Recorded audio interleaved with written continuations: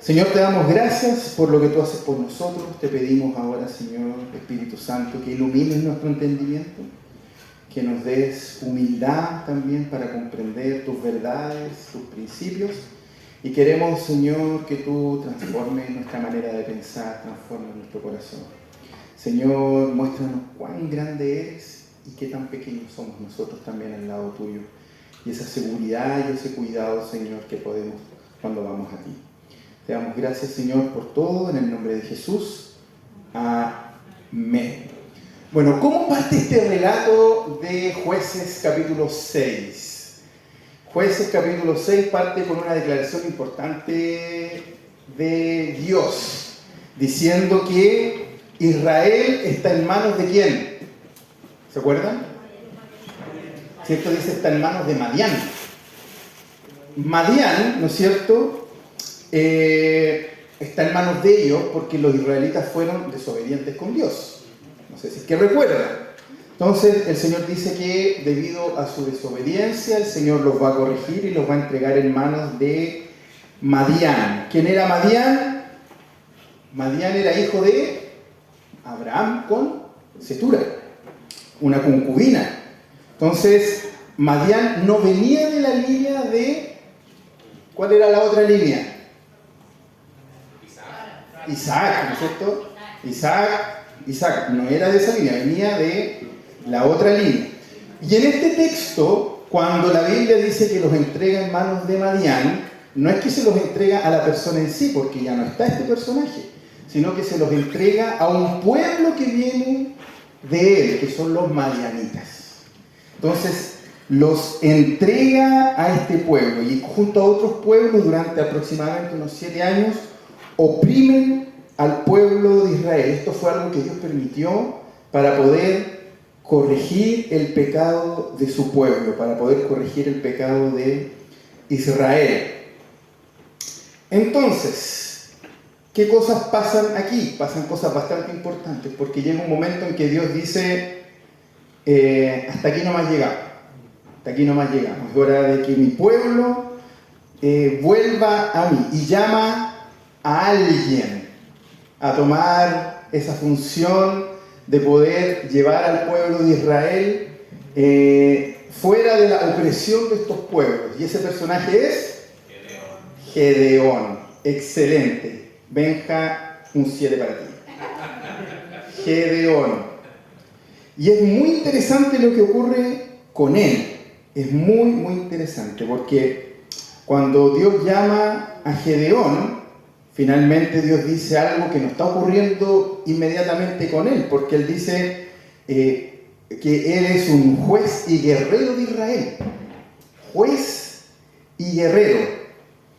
Y cuando se le aparece el ángel del Señor a Gedeón, el ángel del Señor, ¿no es cierto?, le dice: el Señor está contigo, valiente guerrero.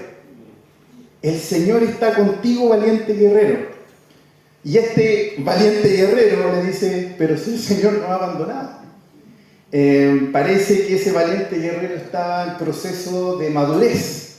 Aún ese valiente guerrero no se mostraba como Dios finalmente lo estaba viendo. O sea, Dios estaba 3 jugadas adelante de lo que incluso el mismo Gedeón veía. Para el Señor, él era un valiente guerrero. Y este valiente guerrero, con su valentía, le dice: el Señor nos ha abandonado. Llevaba 7 años siendo oprimido por estos pueblos. Y entran, ¿no es cierto?, durante la primera parte como en esta disputa, donde Dios mismo le está hablando. Y Gedeón, ¿qué es lo que ve? Él ve su contexto. O sea, él ve y dice...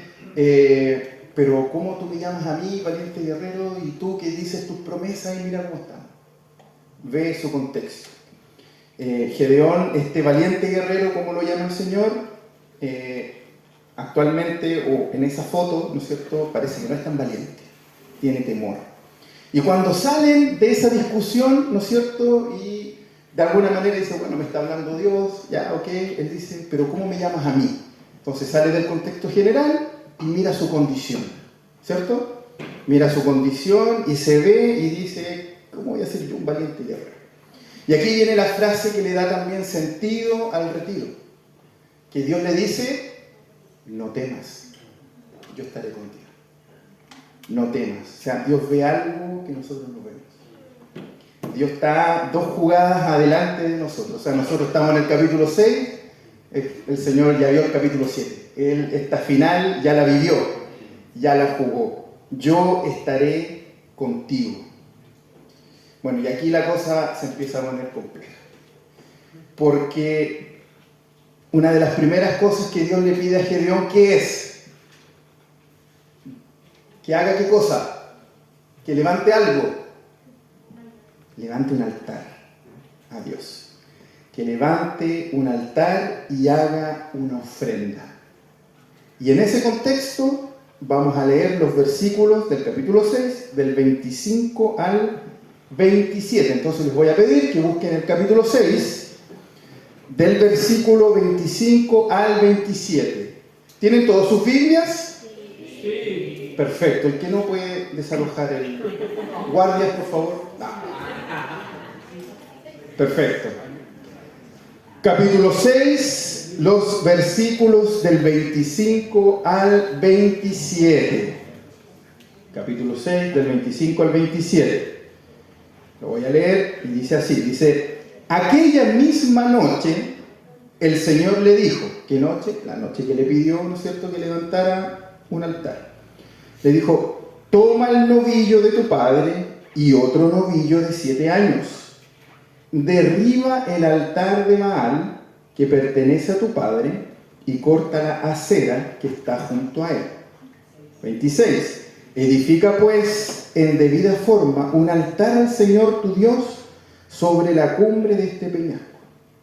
Toma el segundo novillo y ofrece holocausto con la leña de la acera que has cortado.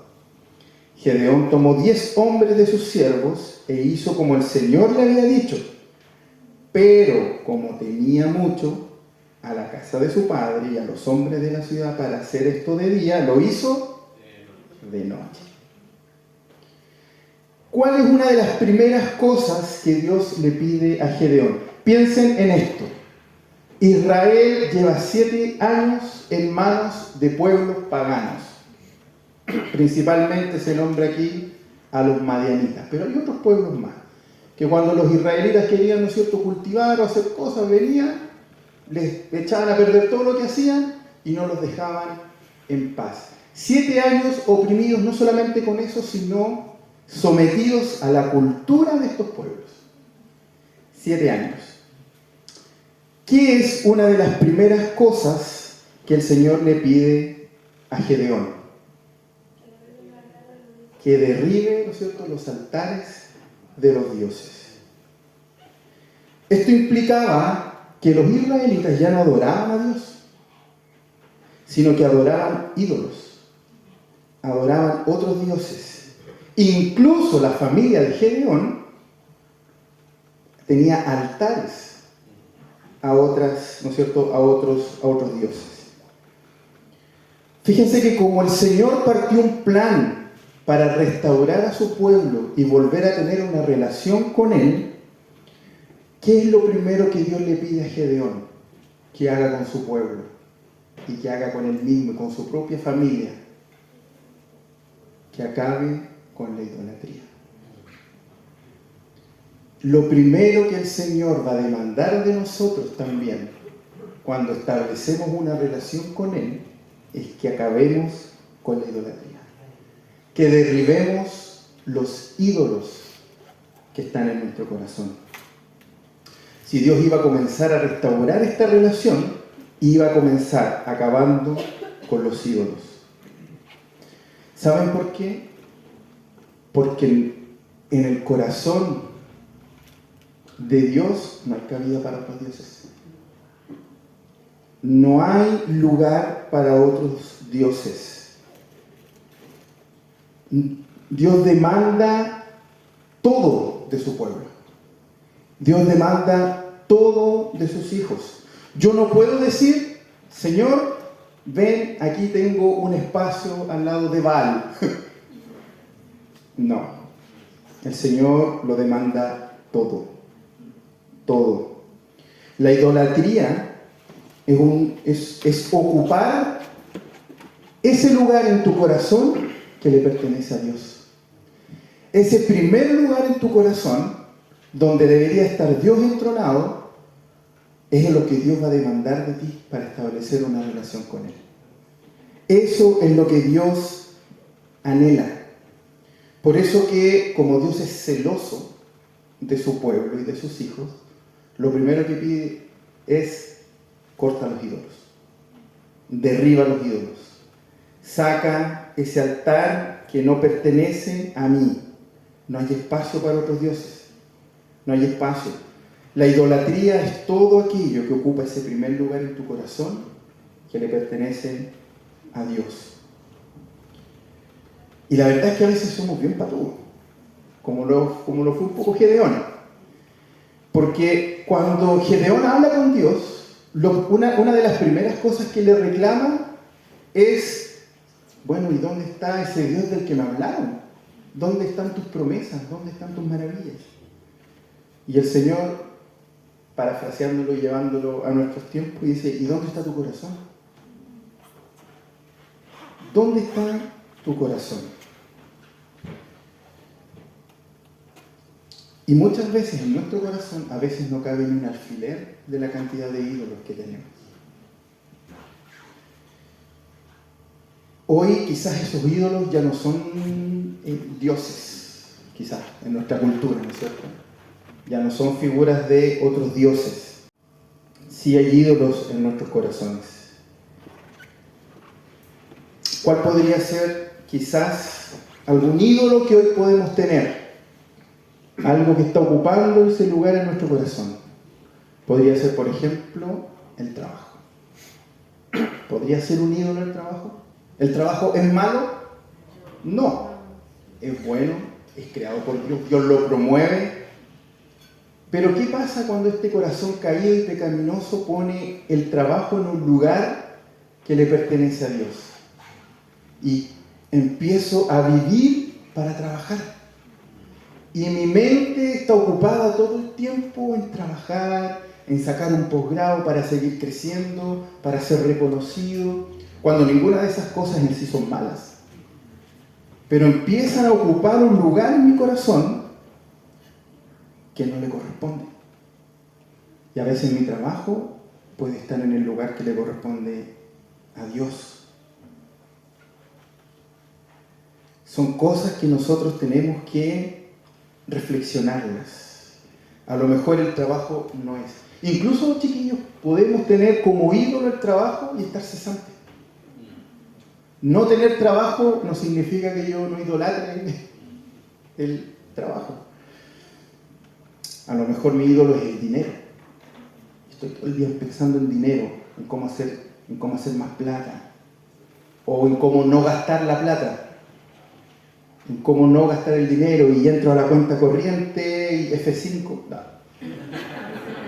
para ver si hay algún gasto por ahí. Y estoy constantemente viendo el dinero. ¿Por qué? Porque mi seguridad está en cuán llenita está mi cuenta corriente y no en cuanto Dios me sostiene. Y en mi corazón, al parecer, hay un ídolo. Es más, como les dije recién, pueden estar 0 pesos y el dinero puede ser un ídolo en esos días. Quizás tu ídolo a lo mejor no es el trabajo, no es el dinero. A lo mejor es una pareja que incluso aún no tienes, pero que te quita el sueño. Estás ahí y eso ocupa un lugar en tu vida, en tu corazón. A lo mejor son tus padres, a lo mejor es un vicio, a lo mejor es un éxito malentendido. Pero así como Dios le pide a Gedeón que para restablecer la relación con su pueblo él tiene que derribar los ídolos, adivinen qué tenemos que hacer también para establecer una relación con nuestro Señor. Darle el lugar que le corresponde en tu corazón. ¿Tiene hoy Dios el lugar que le corresponde en tu vida? ¿Tiene hoy el Señor ese lugar preponderante o es tu esposa, tu esposo, tu pololo, tu polola, tu novio, tu trabajo, tu reconocimiento? ¿Habrá algo que hoy esté ocupando ese lugar? En los tiempos de Gedeón, los dioses cananeos, ¿no es cierto?, Baal y Acera, eran como esposo y esposa. Iban más o menos casi siempre ahí juntos. Baal se representaba, ¿no es cierto?, con una estatua, con una forma, y Acera se representaba como con una estaca. Por eso que el texto dice, hay que corta la acera, que era corta la estaca, que representaba a esta diosa, y luego, ¿no es cierto?, más adelante vemos y ponla y escupirla al fuego. Baal representaba o significaba Señor, amo. Era el dios de la lluvia, de la fertilidad, y Acera era su acompañante. ¿Saben cómo se llama el tener otros dioses en nuestro corazón, sabiendo que Dios es mi Señor? ¿Alguien lo escuchó por ahí? Idolatría, dicen. Se llama adulterio. Es adulterio. Es un adulterio espiritual. Es ser infiel a Dios. Tener un Dios que no es mi Señor es un adulterio. Un adulterio espiritual. Es una falta grave, es una infidelidad a Dios. Por eso que lo primero que el Señor les pide es: saca los ídolos. Quita los ídolos, arranca los ídolos, sácalos de raíz y entrona a Jesús en tu vida. ¿Hay ídolos en tu corazón? Porque resulta que no es suficiente a veces con quitar los ídolos, porque el corazón nunca queda vacío. No es que yo pueda decir, no, ya saqué los ídolos, pero tampoco Dios, y tampoco los ídolos. Alguien siempre va a ocupar tu corazón. Algo o alguien va a ocupar ese lugar. Ese primer lugar siempre lo va a ocupar alguien. Ese lugar siempre está ocupado por alguien. Por eso que cuando el Señor le pide a Gedeón que elimine los ídolos, que saque los ídolos, ¿qué es lo que le pide inmediatamente? Levanta un altar.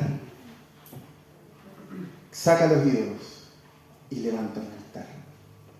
Saca aquellos dioses falsos y levanta un altar al Dios verdadero.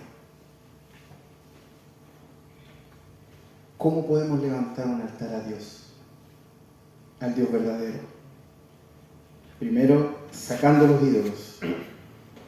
Y lo segundo, obedeciéndole, conociéndole. Y que mi corazón y lo que está en mi interior refleje externamente al Dios al cual yo sirvo. Ese lugar donde habían dioses, donde habían ídolos, hoy debe erigirse un lugar de adoración al Dios verdadero. Porque Dios va a reclamar a sus hijos. Aquí, si tú eres un escogido del Señor, no te puedes escapar de su mano. Dios viene a buscar lo que le pertenece. Si tú le perteneces al Señor, Él va a venir a buscar tu corazón y va a reclamar ese lugar que le pertenece a Él. Ese lugar en tu corazón le pertenece al Señor. Y Gedeón, esto es bien interesante porque Gedeón, por lo general, cuando se habla de él, uno tiene como una buena imagen de Gedeón. De hecho, hay un grupo que entrega, no sé si lo mencionaron antes, pero, ¿no es cierto? Los Gedeones que entregan Biblia, van como a los lugares así rígidos, la toma la Biblia. Y hay como una buena imagen de Gedeón. Pero Gedeón, al igual que nosotros, estaba caído. Y su condición caída también se refleja. Porque, ¿qué es lo que pasó cuando Dios le dice, oye, saca los ídolos y ponme un altar? ¡Sí, señora! Esa fue la actitud de... ¿Qué es lo que hizo Gedeón?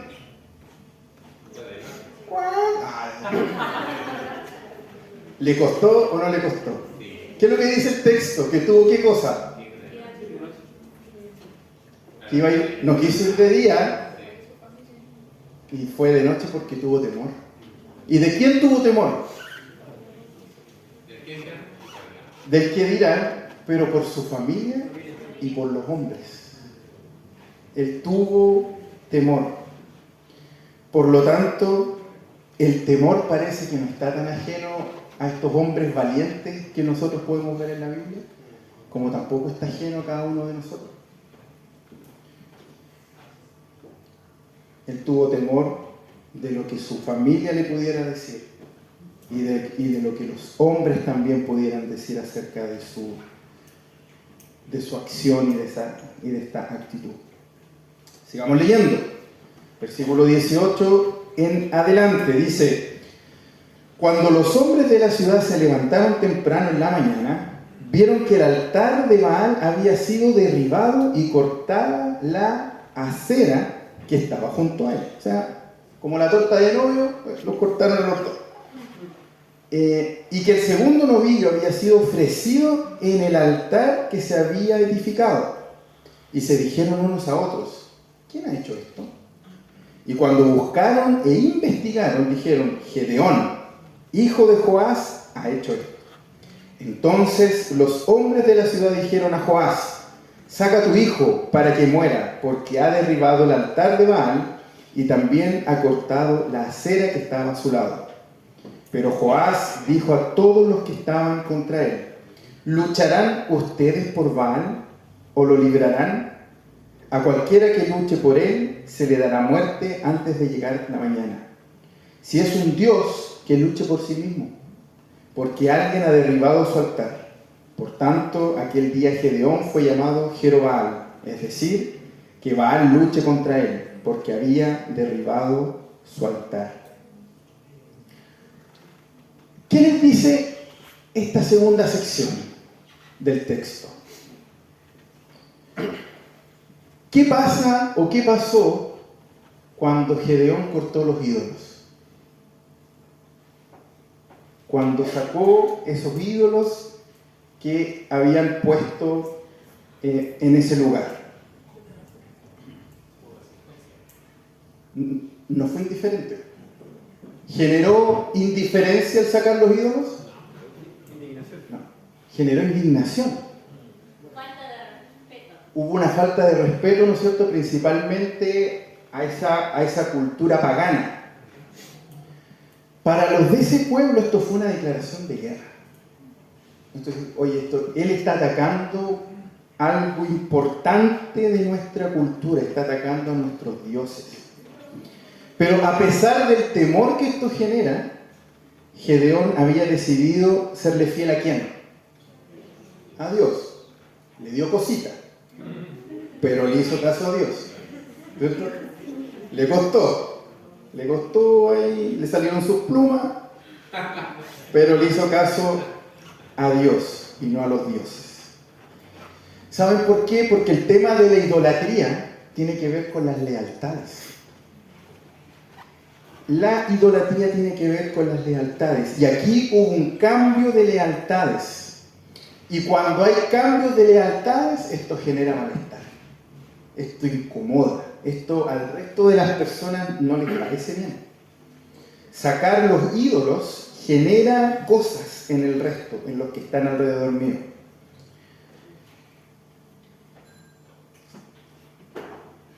Esto básicamente dice una cosa: o Gedeón es de los nuestros o no es de los nuestros. Porque, chiquillos, el sacar los ídolos del corazón y entronar y poner en sus corazones el trono al Dios verdadero es una expresión, es algo interno, pero que se debe reflejar externamente.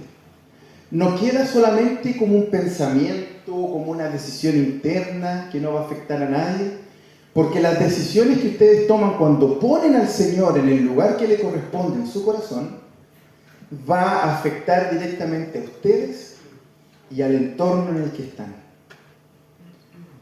Y esto también ocurre, esto que le pasó a Gedeón ocurre también a menudo en nuestras vidas. Porque aquí, cuando yo tomo la decisión por Dios, de vivir para Dios, en mi vida va a ocurrir esto. Se van a abrir dos caminos. Uno ancho y uno angosto. empiezan una maratón que es larga, que es dura, pero hay dos caminos, uno ancho y uno angosto. Y cuando ustedes tomen esta decisión van a ver algunos que van a mirar su ejemplo y que van a decir, yo quiero seguir al Dios al que sigo, como ocurrió con la familia de Gedeón. Pero va a haber otro grupo que va a decir, él ya no habla como yo hablo. Él ya no disfruta de lo que yo disfruto. Antes íbamos a estos lugares y ahora él ya no va. ¿Por qué? Ya no es mi amigo. Oye, ¿por qué pasa tanto tiempo en la iglesia este cabrón? Exacto. Oye, ¿por qué terminó conmigo? Por seguir a ese Dios. Son cosas que van a ocurrir. Son cosas que van a pasar. Hay algunos que van a mirar ese ejemplo y que te van a querer seguir. Y hay otros que van a mirar ese ejemplo y lo van a rechazar. Y eso está perfecto. Eso está bien. Eso es necesario que ocurra. Porque cuando nosotros decimos que estamos adorando al Dios verdadero y en mi entorno no pasa absolutamente nada, yo creo que te queda un ídolo por ahí. No sé si lo echaste todo abajo. Pero algo tiene que quedar porque en tu vida esto va a generar fricción. El padre de Gedeón lo respaldó y volvió al Señor. Pero ¿qué pasó en el pueblo pagano? ¿Qué ocurrió con los paganos, con ese pueblo que generaba resistencia? Lo investigaron, descubrieron que era Gedeón, que él derribó los ídolos y lo querían matar. Eso ocurrió. Lo querían matar. Derribar los ídolos no es algo que se queda solamente en tu corazón, es algo que va a impactar de forma externa tu vida, interna, de lo interno a lo externo.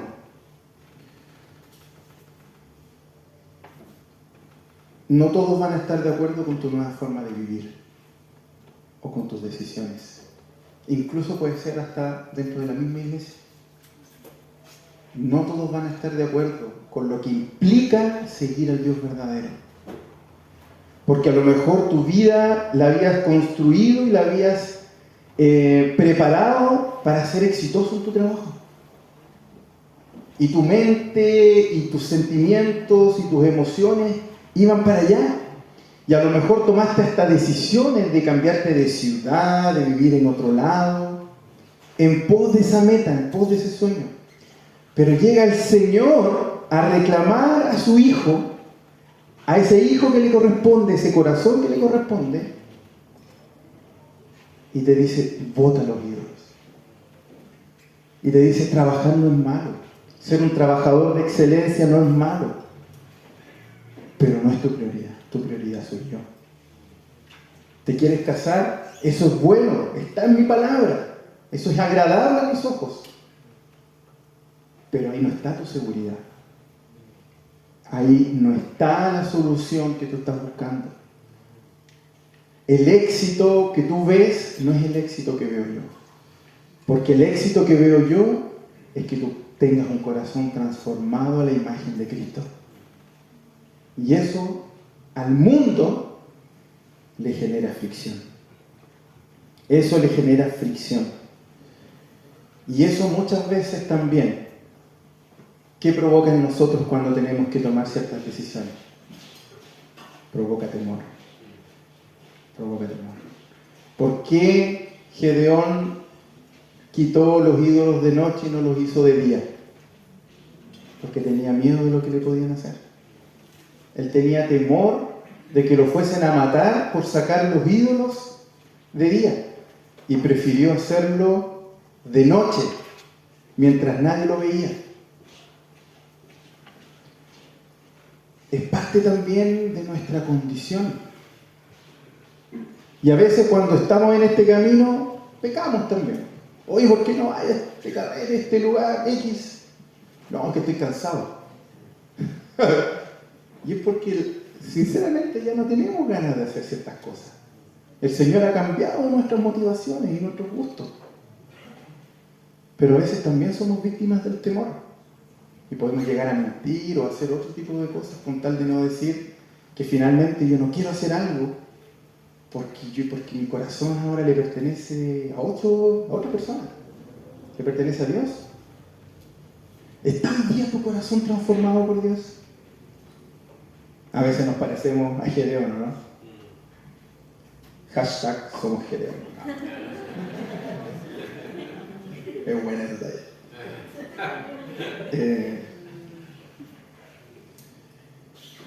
Esta sociedad está caída y le aterra que le quiten los ídolos.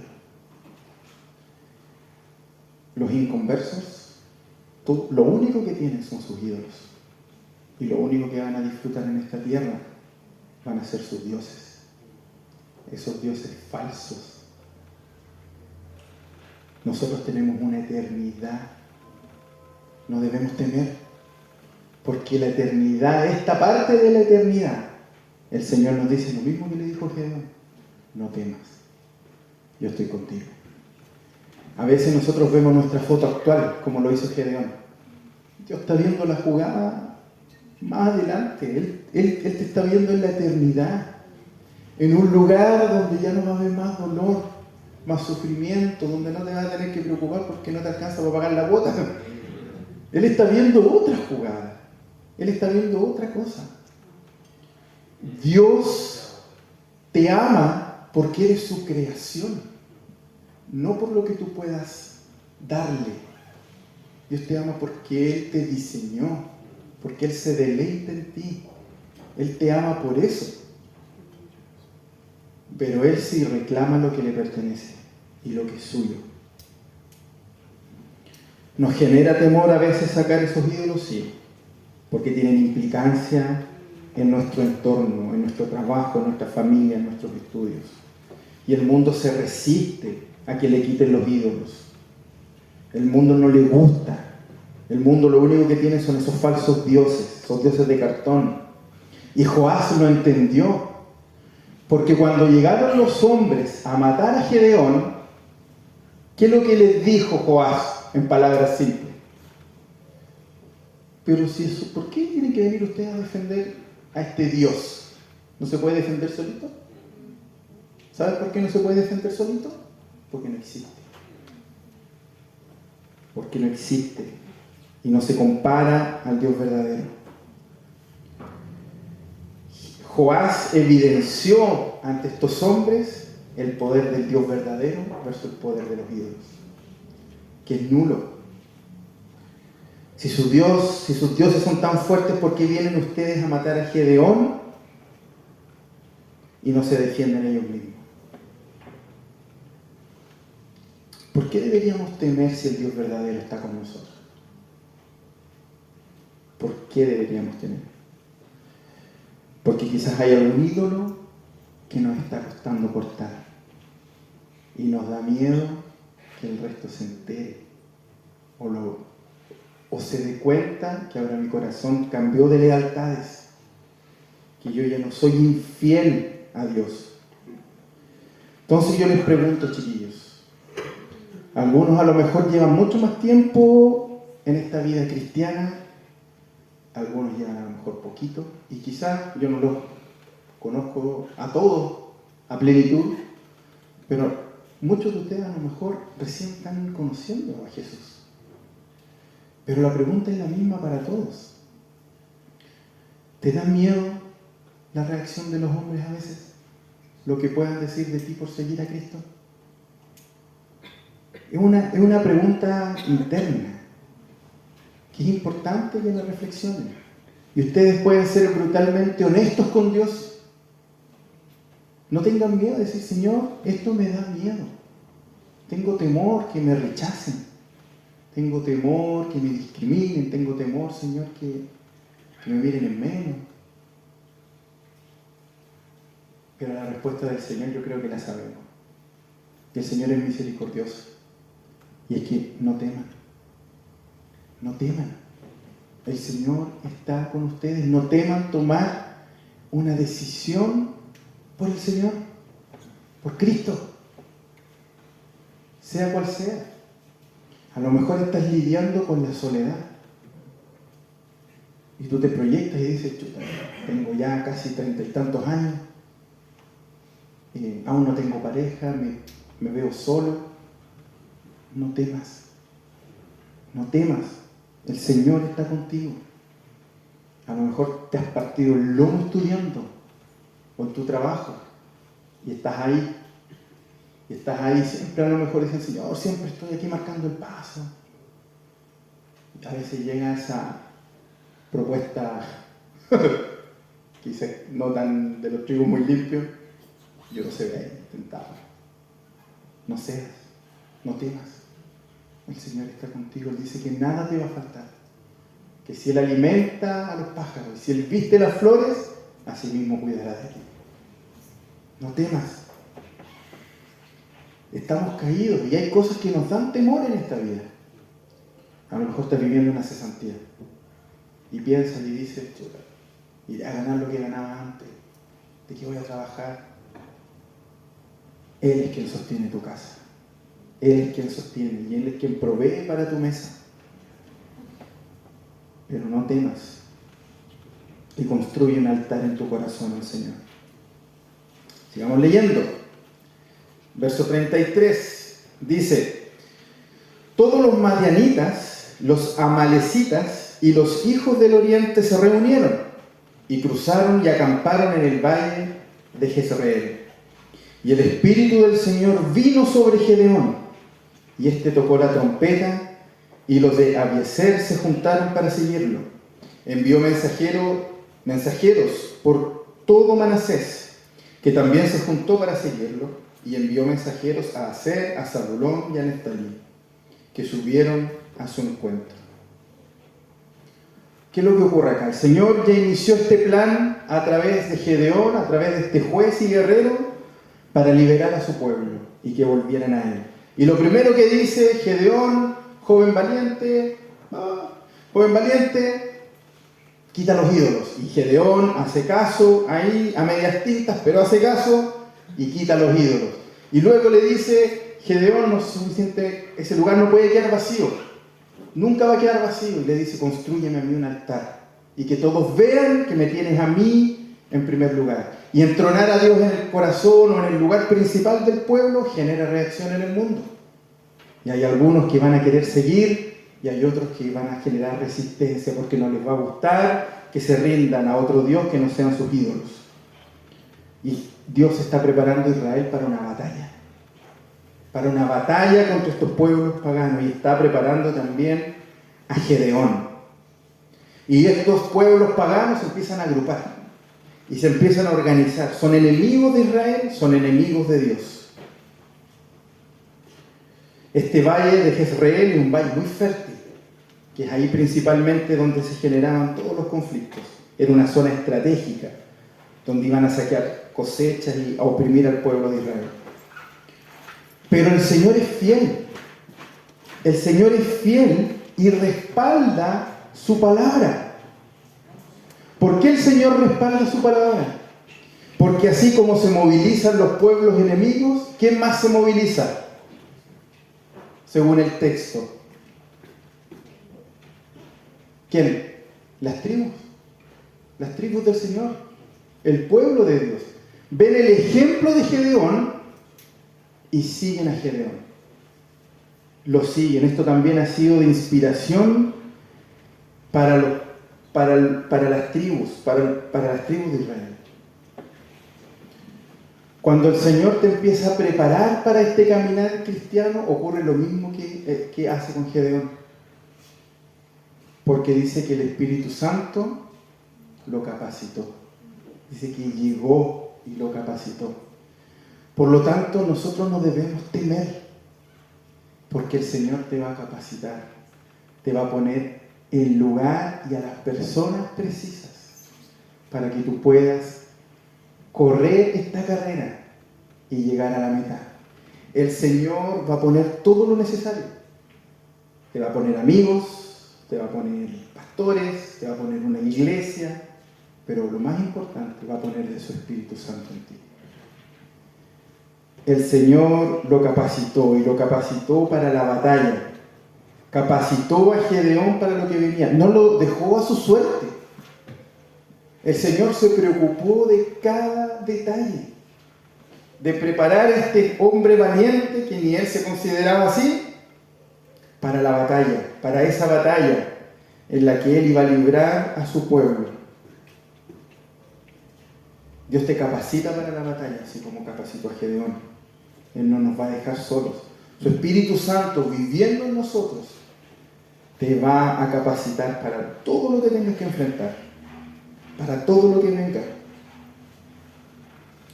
En esta carrera de la fe no estamos solos. Tenemos al Señor, tenemos a su Espíritu Santo viviendo en nosotros y también tenemos a nuestros hermanos en la fe. Tenemos a nuestros hermanos en la fe también, ayudándonos, consolándonos y animándonos en cada situación y en cada momento. Sigamos leyendo la parte ya final de este pasaje antes de seguir conversando. Verso 36. Entonces seguimos en el capítulo 6, verso 36 al 40.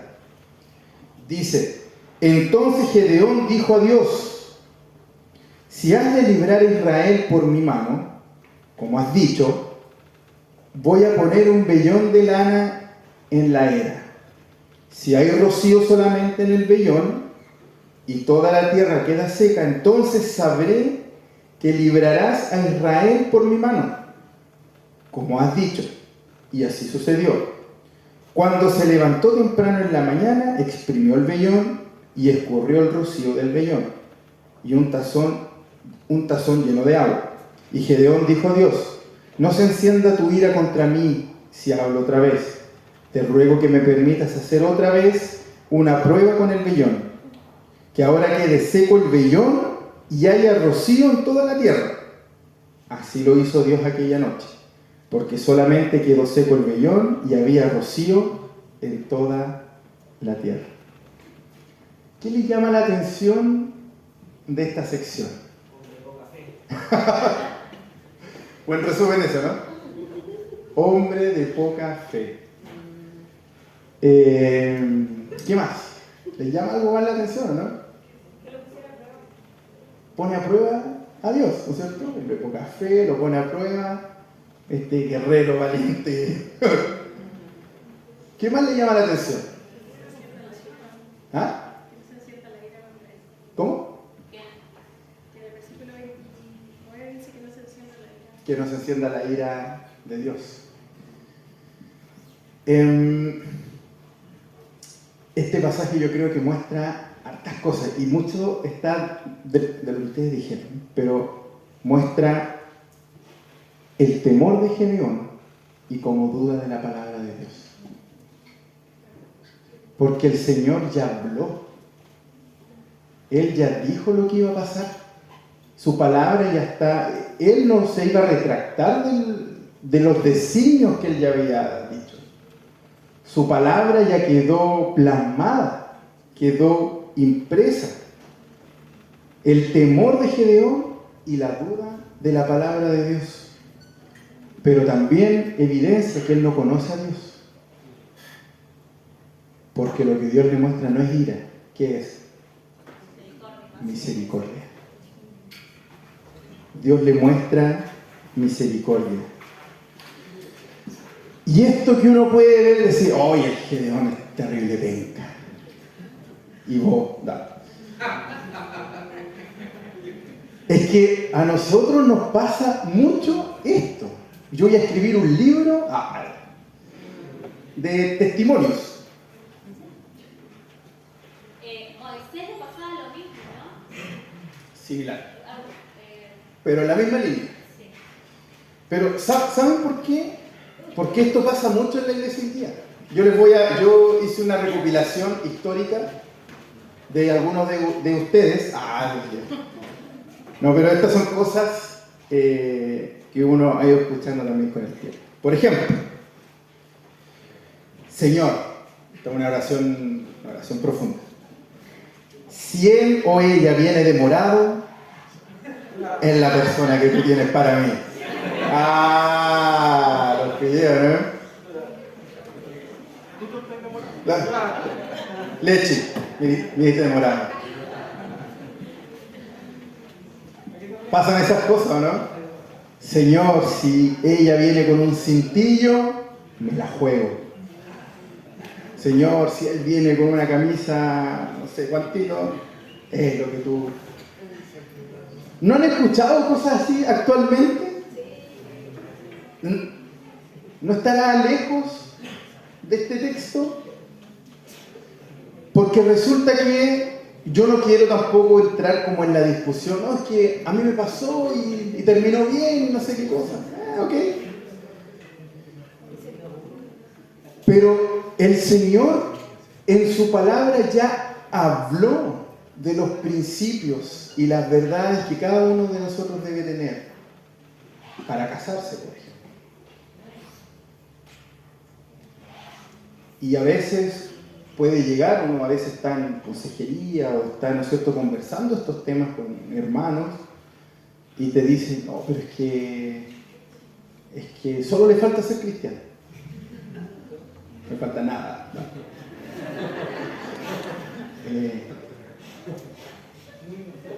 Y van y dicen, no, pero es que yo oré al Señor y el Señor me mostró que si él venía con la camisa negra, que yo lo evangelizara y perseverara. Miren, insisto, yo no quiero meterme como en el detalle, pero si ustedes han vivido algo así y eso terminó bien, dense con una piedra los dientes, porque es pura misericordia del Señor. Y no es la regla. Lo que el Señor hizo aquí fue un acto de amor con Gedeón, porque él no tenía por qué haberle demostrado nada. Si él ya habló, es Dios, el Dios del universo, ya dijo lo que iba a pasar y ya mostró lo cuales eran sus deseos.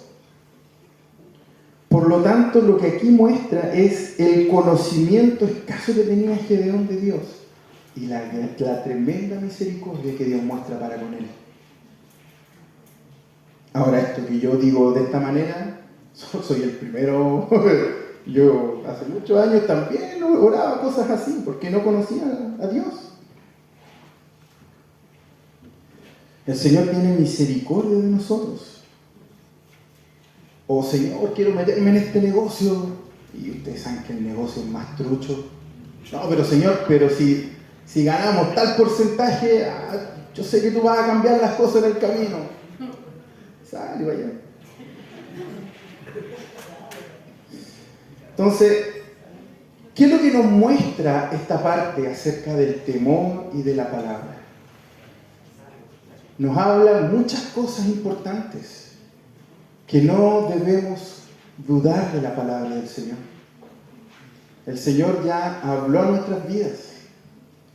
Él ya dijo cuál es su deseo para nuestras vidas.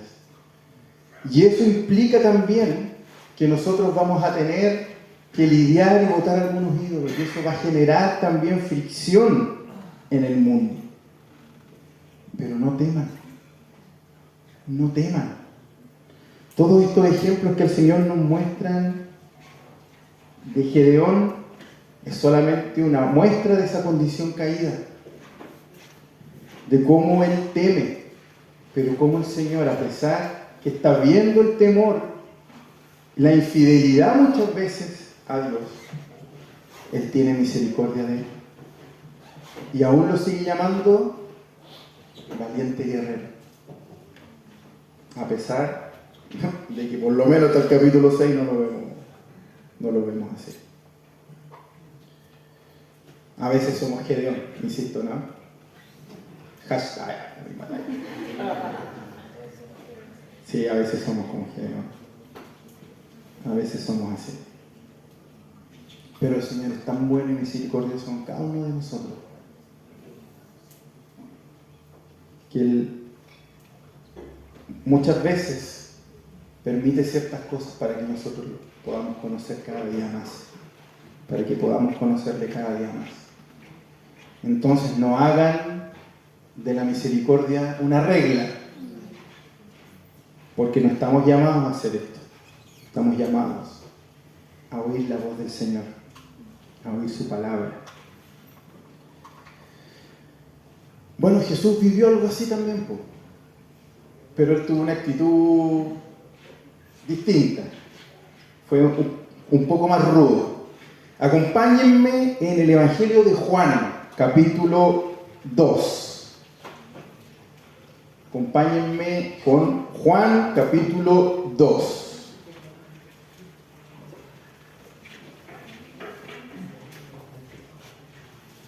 Y alguien que pueda leer los versículos del 13 al 17.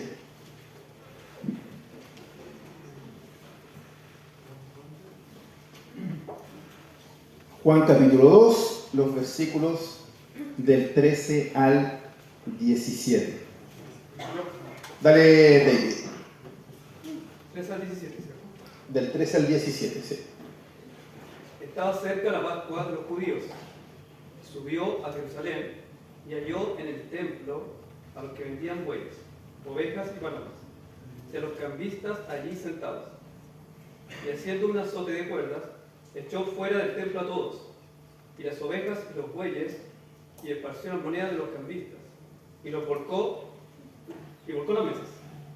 Y dijo a los que vendían palomas: quitad de aquí esto, y no hagáis de la casa de mi padre casa de mercado. Entonces se acordaron sus discípulos que está escrito: el celo de tu casa me consume. ¿Quién les recuerda esto? ¿O qué reflexión sacan de acuerdo a lo que hemos estado conversando? ¿Es celoso el Señor o no? ¿Jesús esperó hasta la noche para sacarlos volando de ahí? Le dieron los 5 minutos. ¡Ah! Las palomas volando.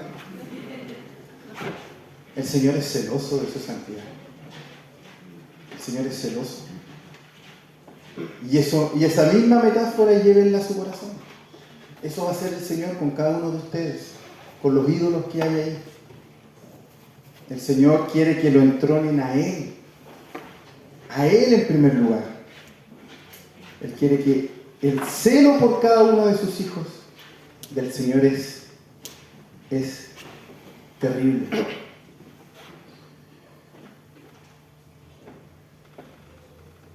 Jesús también tuvo temor. ¿Saben cuándo? Antes de ir a la cruz. Y él le dijo al Padre, Señor, si es posible, pasa de mí esta copa. Él lloró, ¿o no? Antes de ir a la cruz, lloró. Él tuvo temor. Pero por sobre su temor, él amaba. Él amaba al Padre. Y decidió ir a la muerte, como dice Filipenses 2:8. Y hallándose en forma de hombre, al igual que todos nosotros, se humilló él mismo. ¿Por qué? Porque él era Dios. Y haciéndose obediente hasta la muerte, y muerte de cruz. El Señor esta batalla ya la ganó. Esta batalla ya está ganada. Cualquier sufrimiento o humillación que tengamos hoy no se va a comparar con la gloria eterna. Por eso nuestra mente no debe estar acá, debe estar allá. Y todo lo que hagamos acá apunta para allá. Por lo tanto, derribar los ídolos de tu corazón debería ser una muestra de esa gloria eterna. Porque va a generar fricción en tu casa, en tu trabajo, con tus amigos, con tu familia. Y van a haber momentos donde vas a tener temor y te va a dar miedo tomar ciertas decisiones en pos de la verdad de Cristo. Pero el Señor, esta historia ya la vio y Él ya ganó. Por eso que Él te dice: no temas, porque Él te va a capacitar. Él te va a llenar con su Espíritu Santo, te va a capacitar y te va a dar las herramientas. Él va a poner todo lo que necesitas para que tú puedas también obedecerle y vivir vidas como Él quiere que las vivamos. Él vivió como cada uno de nosotros. Él renunció a ese trono por venir a esta tierra Y Él venció toda tentación, todo pecado. Él es nuestro máximo ejemplo. A Él debemos ir y Él nos va a acompañar hasta el último de nuestros días. El temor va a venir, pero no se dejen vencer por eso, porque Él estará con nosotros todos los días hasta el fin. A veces somos Gedeón. A veces somos Gedeón. Sí, somos Gedeón. Somos Gedeón. Pero también no todo el malo es Gedeón, porque obedeció. Le costó, le salió su gallito por ahí, pero él obedeció. Él obedeció al Señor. Y recibió también las bendiciones de haber escuchado la voz de Dios por sobre haber escuchado a los hombres. Oremos. Señor, te damos gracias por este tiempo que tú nos has dado, Padre Celestial. Gracias porque tú te acercaste a nosotros. Tú nos buscaste, Señor. Porque era imposible que nuestro corazón fuese transformado si tú no tomabas esa iniciativa. Gracias por darnos a tu Hijo. Gracias, Señor, por morir por nosotros. Porque para nosotros, con nuestra maldad, era imposible llevar una ofrenda agradable a ti. Sabemos, Señor, que lo que tú demandas de nosotros es derribar esos ídolos. Es botar y sacar de raíz de nuestros corazones, Señor, todo aquello que está ocupando ese primer lugar, ese lugar que te pertenece a ti. A lo mejor es el trabajo, a lo mejor es el dinero, a lo mejor es el éxito, a lo mejor es una persona. Esas cosas buenas, nuestro corazón las torna, Señor, en malas muchas veces. O le da un sentido que no corresponde. Señor, que nuestra vida sea agradable a ti. Porque sabemos que esa resistencia que el mundo va a mostrar, cuando quitamos los ídolos, Señor, está bien. Y es bueno que así sea. Que se evidencie el mal para que el bien brille. Señor, ayúdanos. Hay decisiones que a veces nos dan temor. Porque, Señor, vivir vidas que te agraden a veces significa nadar contra la corriente muchas veces. Y puede significar perder personas, perder trabajo, perder oportunidades, que nos humillen, que nos aíslen. Pero ayúdanos, Señor. Y así como lo hiciste con Gedeón, capacítanos. Que tu Espíritu Santo, Señor, inunde nuestro interior, nuestro corazón. Que podamos, Señor, tener una iglesia en la cual afirmarnos. Que podamos ir a ti en oración todos los días, Padre Santo. Señor, cualquiera que sea esa imagen que hoy está entronada en mi corazón y que no eres tú, te pedimos que la saques. Te pedimos, Señor, que la saques de raíz, pero que ese lugar pueda ser levantado, Señor, que podamos levantar en ese lugar un altar a ti. Que mi boca y mis pensamientos giren en torno a ti, a lo que tú quieres para mi vida, a lo que tú quieres para mis hermanos, a cómo puedo, Señor, capacitarme para conocerte más, para llevar el Evangelio a otros. Señor, nosotros te damos gracias por todo lo que tú nos das, por el trabajo, por los alimentos, por la familia, por los estudios, pero que eso ocupe la justa medida en nosotros y no ese lugar que a ti te pertenece. Señor, ayúdanos cuando, así como lo hizo Gedeón, dudamos de tu palabra y te pedimos, Señor, a veces cosas absurdas por nuestro temor. Pero así, de tan absurdo, es también tan grande tu amor y tu misericordia. Porque te compadeces y tú no te burlas de nosotros, tú no te ríes de nosotros, tú nos enseñas a conocerte cada día más. ¿Cuántas decisiones en la vida hemos tomado, Señor, mal y tú las has terminado en bien para tu gloria? Ayúdanos, Señor, a conocerte, a conocer tu palabra y a no tener temor de aplicarla y llevarla. Queremos conocerte más, Señor. Queremos, Señor, honrarte. Queremos, Señor, que a pesar de que quizás hoy no vemos nada, quizás vemos nuestra condición, tú puedas, Señor, Así como lo hiciste con Gedeón, cuando él se veía a lo mejor menos, tú dijiste que era un valiente guerrero. Te damos gracias, porque esa es obra tuya. Esa es obra que tú haces en nuestras vidas. Te damos gracias, Señor, por este tiempo que tú nos has entregado en el nombre de Jesús.